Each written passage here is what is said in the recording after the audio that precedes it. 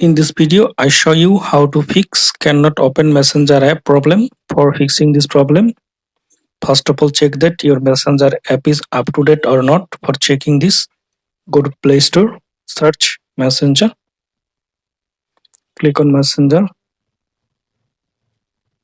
up to date if available any update version. Now go to Settings, then go to Apps, then go to See All Apps. Now search for Messenger, click on Messenger, click on Force Stop, click on OK. Now click on Storage and Cache, clear cache, then clear storage, then delete. Now restart your phone.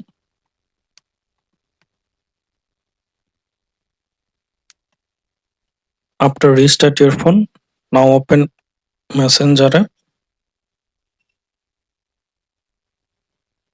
Now log into your account.